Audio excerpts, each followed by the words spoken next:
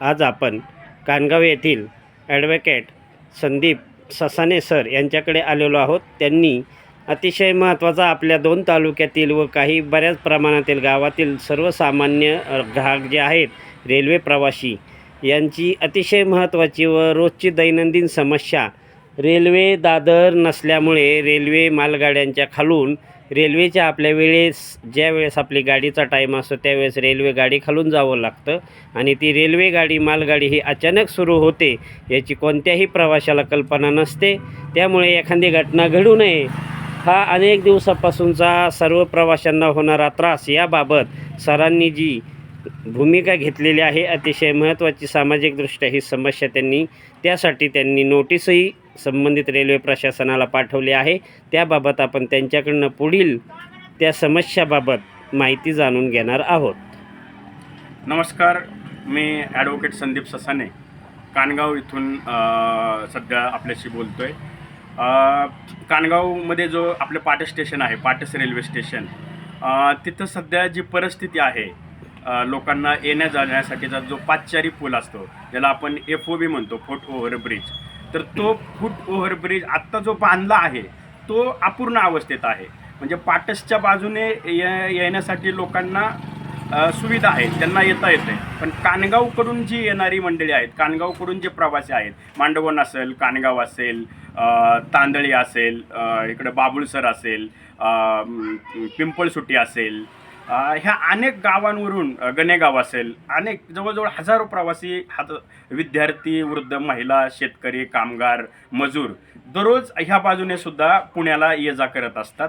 परंतु आपल्याकडे प्रॉब्लेम काय आहे, ज्या पाटस स्टेशनवरती जो फूट ओव्हर ब्रिज बांधला आहे, जो पादचारी मूल बांधला आहे, तो अपूर्ण अवस्थेत बांधला आहे। त्या पादचारी ब्रिजच्या अलीकडे सुद्धा रेल्वे प्रशासनाने रेल्वे रूळ टाकलेले आहेत। अशा 2 ट्रॅक टाकलेले आहेत जे कंपन्यांसाठी टाकलेले आहेत। मालगाड्या गेल्या पाहिजेत कंपन्यांपर्यंत, त्यांचं सिमेंट वाहतुकीसाठी तो ट्रॅक टाकलेला आहे दोन्ही बाजूने। आता प्रॉब्लेम असा आहे की तो अलीकडे असल्यामुळे लोकांना त्या FOBवरती, फूट ओव्हर ब्रिजवरती जाण्यासाठी इतका प्रॉब्लेम येतोय, कारण तिथं आहे ना त्या ट्रॅकवरती मालगाड्या लागलेल्या असतात, 2 मालगाड्या लागलेल्या असतात। त्या 2 मालगाड्यांच्या खालून या प्रवाशांना जावं लागतं। म्हणजे कधी कधी काय होतं की ही म्हातारी माणसं असतात की जे रेल्वेच्या खालनं जातात मालगाडीच्या, आणि कधी कधी अचानकच मालगाडी चालू होते, आणि असं अनेक वेळा घडलं आहे। मी स्वतः ते गाडी ओलांडताना मी सुद्धा त्या ट्रॅकवरती पडलेलो आहे जोरामध्ये, मी स्वतः ट्रीटमेंट घेतलेले आहे। अशा अनेक, म्हणजे इतका भयानक त्रास आहे सगळ्यांना, अनेक विद्यार्थ्यांना, अनेक तरुणांना, अनेक म्हाताऱ्या माणसांना, सगळेजण, म्हणजे सगळ्यांची तक्रार आहे याबाबत, आणि अतिशय गंभीर, अतिशय भयानक असा हा प्रश्न आहे सगळ्यांच्याच प्रवाशांचा, आणि त्यांना येता जाता दररोज तो त्रास होत आहे। म्हणून आता किती दिवस पाहायचं बाबा, आज शासन करेल, उद्या सरकार करेल, हे अशा आम्ही वाट पाहत होतो। पण असं दिसतंय की तिथं आपल्या गावातल्या ग्रामपंचायतनं अनेक वेळा त्यांना पत्र दिलं आहे। म्हणजे आता राहुल चाबुक सर जे सरपंच आहेत त्यांनी शासनाला पत्र दिले की बाबा तुम्ही इथं फूट ओव्हर ब्रिज बांधा, नाहीतर एखादा अपघात फार मोठा होऊ शकतो। आमचे सामाजिक कार्यकर्ते माऊली शेळके यांनी सुद्धा 2023 पासून त्या फूट ओव्हर ब्रिजसाठी फॉलोअप घेतलेला आहे। तर त्यांनाही असं व्यवस्थित काही उत्तर आलेलं नाही, आमच्याकडे निधी कमी आहे, निधी आल्यावरती आम्ही बांधू। पण हे सगळं जे आहे ते भारतीय संविधानातील मूलभूत हक्कांचं उल्लंघन आहे। आर्टिकल 21, भारतीय संविधानातलं आर्टिकल 21 हे आपल्याला नागरिकांचे जे मूलभूत हक्क आहेत ते सांगतं, आणि त्याच्यामध्ये हे संविधानाचं उल्लंघन आहे।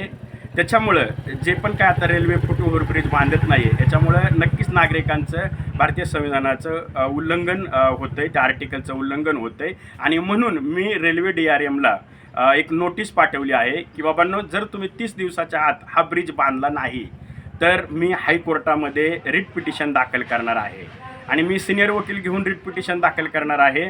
मी कदाचित असीम सरोदे जे ॲडव्होकेट आहेत महाराष्ट्रातले, त्यांना घेऊन ही रिट पिटिशन दाखल करणार आहेत, आणि काही करून यातल्या लोकांना जो त्रास होत आहे त्याच्यासाठी ही लढाई मी चालू ठेवणार आहे, आणि लढाई जिंकणार सुद्धा आहे। खूप छान प्रतिक्रिया दिली, आणि आपल्या या लढ्यामध्ये आम्ही सर्व ग्रामस्थ, प्रवासी व न्यूज चॅनलवाले सुद्धा आम्ही सहभागी होऊ।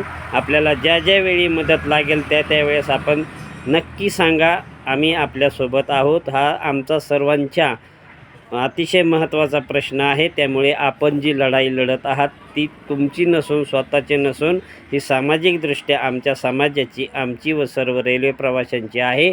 आणि या लढाईमध्ये यापूर्वी काहींवर त्या रेल्वे प्रशासनाचे गुन्हेही नोंद झालेले आहेत रेल रोको केल्यामुळे. आणि त्यांना जे आलेलं यश आहे त्यामध्ये आता राहिलेल्या यशामध्ये आपण आणि आम्ही सर्व मिळून आपण यशस्वी नक्की होऊ, हा अतिशय महत्त्वाचा प्रश्न आपण हाती घेतलेला आहे. त्याबद्दल आम्ही आपल्यासोबत आहोत. मला एक गोष्ट सांगायची आहे की सकाळी सुरेश भाऊ कोराळेंचा मला फोन आला होता, जे महावितरणचे कॉन्ट्रॅक्टर आहेत. हां. ते म्हणले की संदीप, तुला या पिटिशनसाठी जितका पण काही खर्च येईल मुंबईमध्ये दाखल करण्यासाठी, तो मी स्वतः द्यायला तयार आहे. तुझा हा लढा चालू ठेव. सुरेश अतिशय भाऊंचं- महत्त्वाचे त्यांचेही अभिनंदन, खरं तर मंगलमय आभार मानायला धन्यवाद पाहिजे. दोघांना. आभार त्यांचे. आज तुम्ही एक दानशूर तुमचा वकील या पदाचा आपण उपयोग समाजासाठी करत आहात. त्यांनी बी एक दानशूरता दाखवून यासाठी खर्च येत असतो. तो खर्च देण्याची तयारी दाखवून दानशूरता दाखवली, त्याबद्दल त्यांचेही मंगलमय अभिनंदन, आपलेही मंगलमय अभिनंदन. आणि आम्ही सर्व प्रवासी व न्यूज चॅनलवाले आपल्यासोबत नक्की राहू. इथून पुढील काळात आपण आम्हाला कधीही आवाज द्या, आम्ही आपल्यासोबत आहोत. थँक्यू.